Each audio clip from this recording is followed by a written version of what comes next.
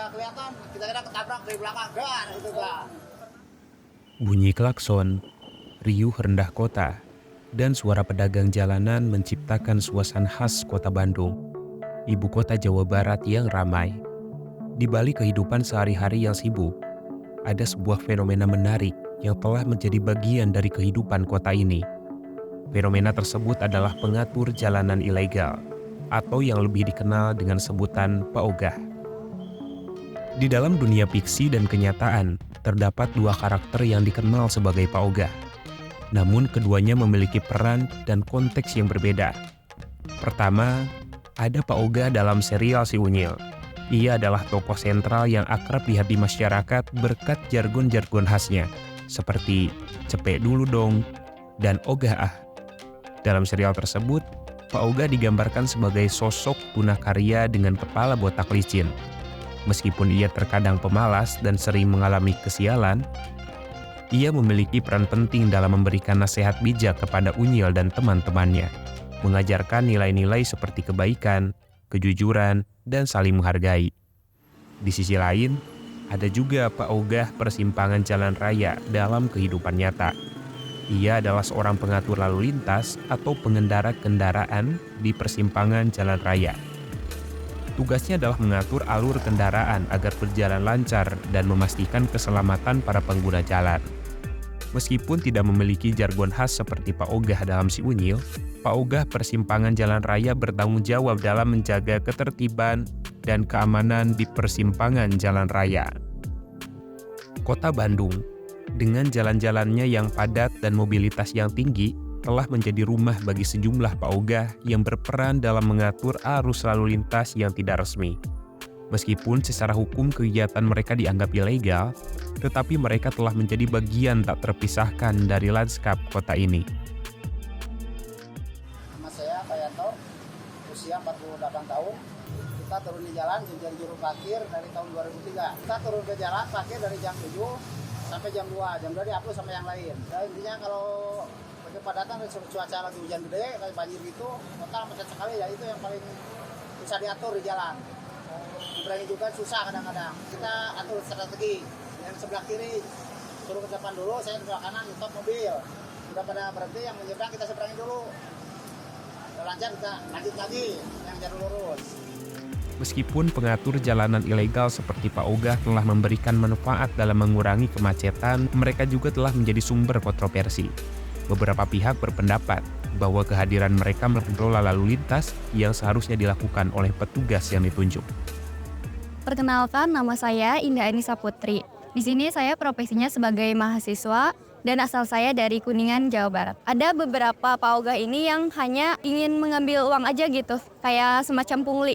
Nah, beliau-beliau ini menurut saya kayak pengangguran gitu ya, yang nggak ada kerjaan tapi memanfaatkan situasi seperti ini untuk mendapatkan keuntungan pribadi kayak gitu. Sebenarnya kalau dalam ilmu sosiologi itu, kehadiran adanya paogah itu merupakan dampak dari kegagalan adanya timpangan sosial gitu. Berarti mereka-mereka ini yang tidak mempunyai lapangan pekerjaan yang cukup.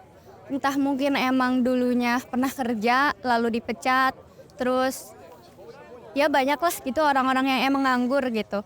Nah terus kalau dari Undang-Undang Lalu Lintas ini tuh emang merupakan kegagalan juga dari Kapolres Perlantas gitu untuk melakukan tugasnya, karena sebenarnya hal ini tuh emang tugasnya polisi lalu lintas, tapi malah kayak kemana mereka gitu, sehingga kok malah paogah ini yang bergerak di lalu lintas gitu.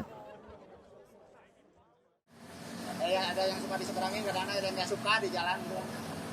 Nggak semuanya orang pengen diseberangin kan.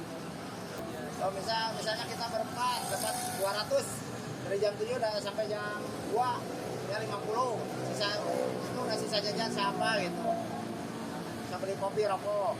Selama kita hampir 20 tahun ya di jalan, alhamdulillah itu buat ngapain sih lah, bisa lah terus anak juga sekolah, walaupun sampai SMP aja gitu kan masih bisa buat makan, alhamdulillah. Kita turun ke jalan jadi juru parkir, mau cari kerjaan susah.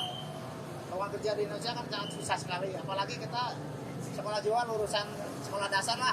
Harapan kita ke pemerintah kita ya di Indonesia ada perhatiannya buat juru parkir gini, kalau ada carikan lowongan kerja lah Karena kita di jalan juga udah merasa jenuh gitu. Nggak enak masa sampai tua kita harus di jalan terus gitu kan. Pihak Kadit Lantas Sektor Penyelekan pun memberikan tanggapan terhadap keberadaan Pauga ini. Perlu diakui bahwa banyak elemen masyarakat yang masih belum memahami keberadaan Pauga bagi pengaturan di jalan-jalan tertentu di Kota Bandung. Ya, selamat Aryo, pangkat sektor 1, ya. Jabatan saya selaku Kadit Lantas di Polsek Penyelekan. Pandangan kita untuk pengaturan yang tidak memiliki daripada hal pengaturan lalu lintas secara formal. Contohnya mungkin yang dimaksud dengan formal itu adalah adanya lampu pengatur cahaya lalu lintas, itu satu ya. Kedua, adanya alat bantu dari hal aturan lalu lintas, contoh dari road barrier ataupun traffic cone. Itu alat bantu Pak ya. Tuh, kita ketahui aja apabila tidak ada yang alat formal seperti itu, kita menggunakan daripada dirinya sendiri dalam kategori kita pengaturan untuk hal-hal tersebut. Kalau ketentuan khusus tidak ada, ketentuan umum juga memang tidak ada untuk Pauga. Ya. Nah, namun selama ini mungkin dari fungsi lain, terutama dari Satbimas, itu adanya Polmas, pemolisian daripada masyarakat. Ya, nah mereka berdayakan seperti itu untuk satu, memang tugasnya membantu daripada hal polisi juga dalam kategori pengaturan lalu lintas. Namun selama ini dalam hal untuk upaya hukum dalam kategori hukum jelas gitu ya, memang tidak ada dan tidak ada aturan itu. Hanya satu, mungkin karena kewajiban dari masyarakat, karena kita adalah polisi untuk diri sendiri, mereka bisa menggunakan hal seperti itu. Ya. Kedua, hal lain apabila kemungkinan dari satuan pembina masyarakat dalam kategori di sini fungsi Bimas Pak ya, itu ada pemolisian masyarakat, ya, untuk merekrut daripada orang-orang tertentu kategori ya seperti tadi gitu ya, untuk membantu daripada hal polisinya sendiri gitu. Tapi untuk ketentuan hukum atau aturan yang mengatur dalam hal paugahnya kita juga tidak ada. Ya secara ininya kita anggap ilegal karena mereka itu tidak dibekali dengan hal satu pendidikan, mohon maaf gitu ya, pendidikan khusus. Itu kedua, hal lain hanya mereka itu inisiatif dan membantu daripada hal keinginan daripada warga tersendiri gitu. Ya kadang-kadang kita juga menemui hal-hal tertentu, ada yang mungkin secara sukarela, itu kan, ada juga yang melaksanakan tugas mereka bukan tugas ya.